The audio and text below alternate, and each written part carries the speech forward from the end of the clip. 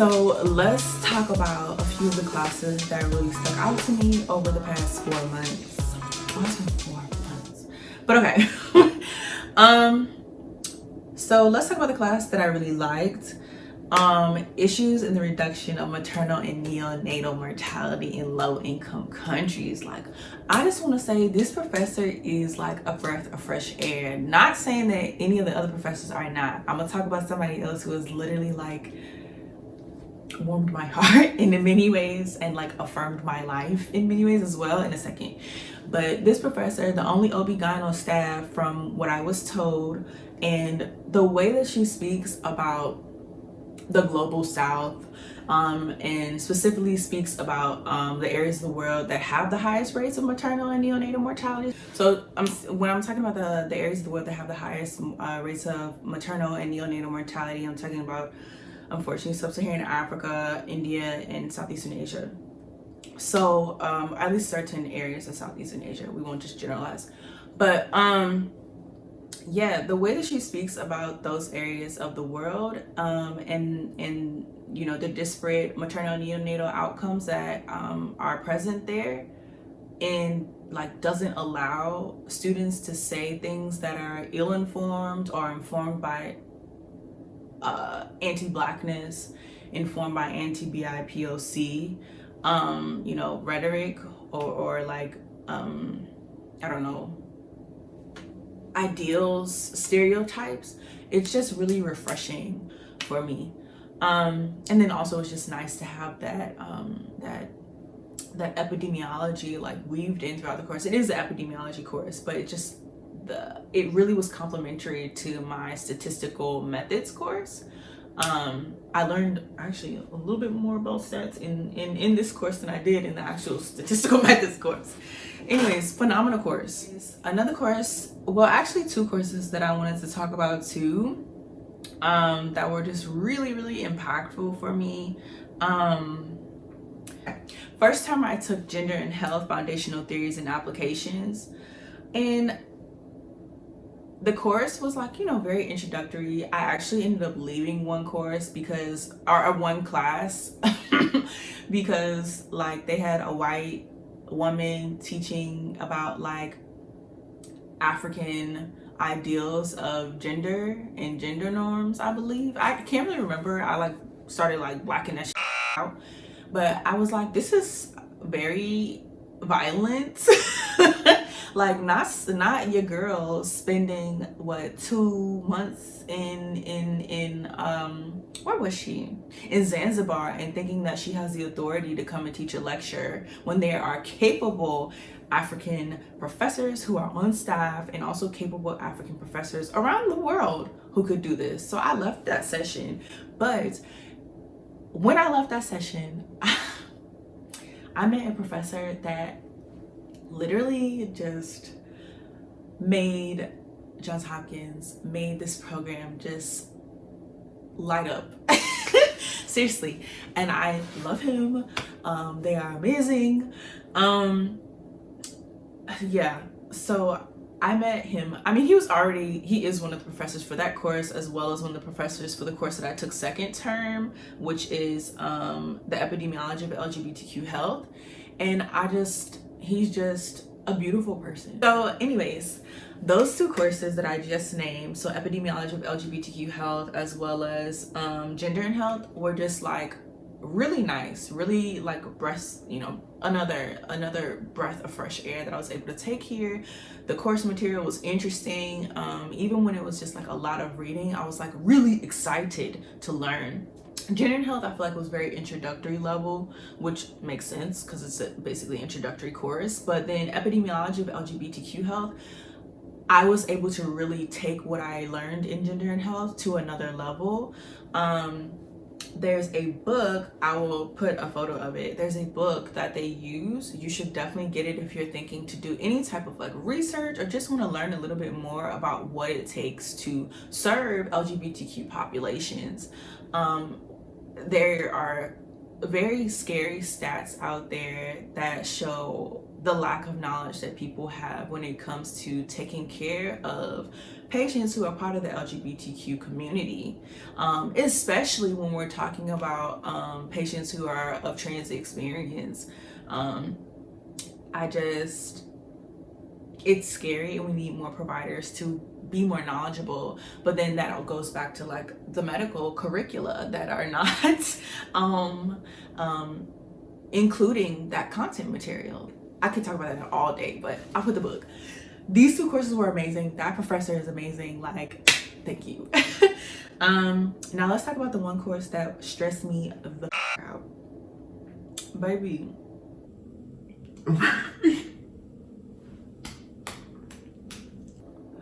When I tell you this is the only course that I didn't like the grade that I got in it for 2 terms, and this is the course that I be calling my mama boo-hooing about. So you guessed it, statistical methods. That course has rocked my world, and I'm really glad that I moved to Baltimore like after first term, because I thought it was just me struggling. You know, the online schooling, you really do feel like you're the only person in your program, even though you know other people are in your cohort.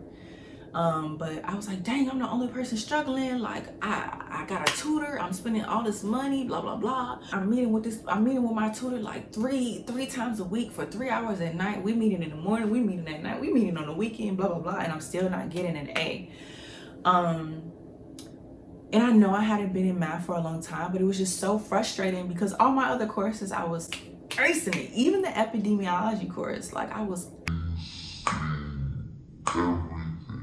But this course, consistent, B. And when I say consistent B, I mean like more like I'm clawing, like praying that I could B. I'm failing quizzes, like everything. And in undergrad, like, well, that's a whole different story, but overall, I was not as like grade conscious, I guess. But this time around, like, I'm just so serious about doing my best and absorbing as much content as possible. And biostatistics, I feel like with the way this program is set up, you just can't absorb it all. You just cannot. The concepts just go by so quickly. You're doing like 13 different lectures every 2 months. Each lecture is like 2 hours. Each lecture is at least 1 hour long, recorded. And then for you to take notes and go through the lectures, it takes you like 3 to 4 hours if you're taking intricate, like really thorough notes. So imagine having to go over 2 different lectures. So that's 8 hours. That's a whole damn day that you are doing only biostats. And that's just you taking the notes. That's not you reviewing the notes. That's not you prepping for the quiz. That's not you just, it's so time consuming. Like, I feel like I had to, like, I missed out. That's why I have to go back to the issues in reduction of maternal and neonatal mortality in low-income countries. I have to go back to that content because I literally had to skimp all my other courses in order to just get a B in statistical methods. But also I feel like I've learned so much still, like, and I just really have that desire to get an A. So I'm like still pushing. And now I have a study group. Like, it's just a lot, girl. It's a lot, child. But that's the course. That's the courses. Let's see. I was gonna tell y'all what I'm doing for 3rd term, but I think I'll just tell y'all that before 3rd term. I have a whole month off. Let me not even think about that right now. So I told y'all I moved to Baltimore. Let me just tell you that real quick. Let me just give you more, give you a little less about school. So after 1st term, I was like, I love my mama and them. I like being here. I like not paying rent, everything like that, pandemic, blah, blah, blah. But I need to go and be on campus. I need to be able to get up in the middle of the night and study and not be worried about like cooking, planting in the kitchen and making noise, or like I don't want to have to be worried about anything. Like, I need to be on campus. I need to be able to go to the library and be in there all night. I don't want to be studying in my room where my bed is literally calling out to me. So after 1st term, I moved here. Child, they didn't have my room ready, baby girl. I came into the apartment, turned my little key, and it was somebody thriving in that room. Like somebody lived in that room, baby. This the little student apartments they got. I ain't gonna put them on blast, but it was not. I was like, what the and this was during finals. I had a paper to finish writing that night too.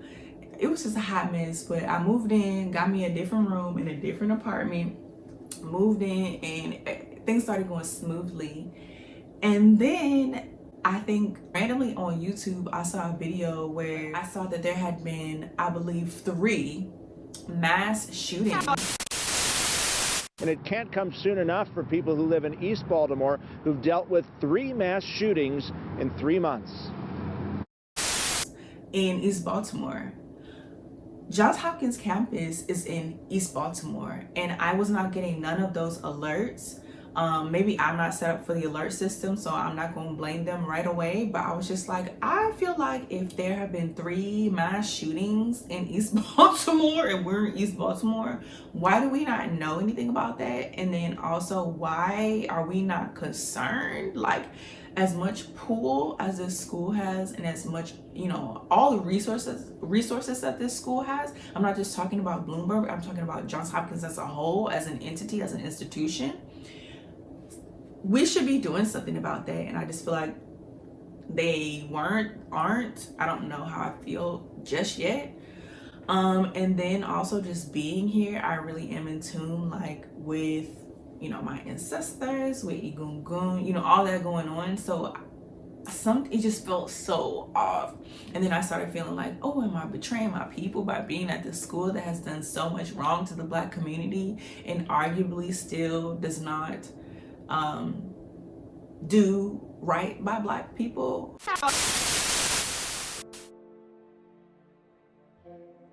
So on September 17th, Farouk was working for Sedan Services when he dropped off his last rider just a little bit before midnight. And then after that, no one heard from him, no one saw him. But then the next day, his brother said he called his line, and then a homeless man picked it up and said that he found his phone near Johns Hopkins Hospital. Now this is strange. There is more to the story than what's being shared. Talking about this little point here, that the police found Farouk's car.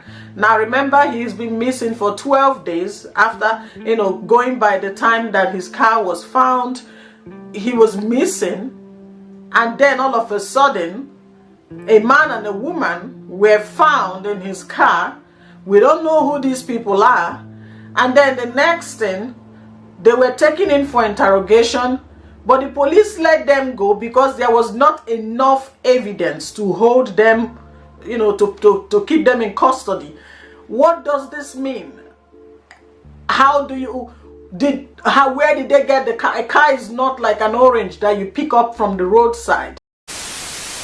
In the surrounding areas, it just was a whole like weight on me. And I was like crying a lot. I was down a lot. I was sleeping a lot. So I was battling that while also trying to motherfucking battle with biostats. It was a lot. So that with me for a very long time. Then just being here and just moving in here and realizing I had achieved my goal, like one of my main goals, finally, after like 7 years of manifesting. And then getting here and being like, damn, this is not what I thought it was gonna be. Like, I hyped this up so much in my head while I was pursuing this goal, and now I'm here, like, and I'm not ungrateful. I'm really grateful. I have so much gratitude for my ancestors and for God for making this happen for me. And I just was like, wow, like, why was I making this out to be like something that I was not good enough for, when it's really not. It's just another program. In my opinion. So yeah, I just was going through a whole lot of emotions and like I just really was going through, and I don't know, like, I don't know. But I think after like the first month of the second term, I was like, okay, what you gonna do? Midterms are over. You literally barely survived it. And no matter what, the way Johns Hopkins interacts with the Black community is the way it's gonna be. It's the way it has always been. And if you don't do what the you're supposed to do here, you're not gonna become a doctor. Point blank. Like it's literally as cut and dry as that. So either you get your together so that the sacrifices that you have made over the past, whatever amount of years, the sacrifices that your family, who, you're living and your dad have made are not in vain, or you leave. So I was like, you know what? Let's get our ID. It took me a month to go ahead and get my school ID. I was like, you know what? Let's get our ID. We're going to just start going to a campus and start studying there, and just start slowly going out and like meeting people in your program. So I started doing that, and I started just finding a little bit of joy in like connecting with other pre-med folks, and just, I don't know, just seeking my, just really working hard to find moments of joy, and working really hard to find community. And like, lo and behold, a month later, I really do feel like I am forging community. I am finding like my niche, finding, what works for me so that I can be successful in this program.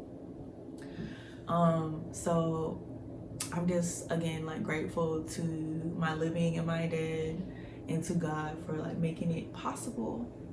I don't know, I feel like I just rambled a lot, but I hope what I gave was good information, because it's deep. It's deep.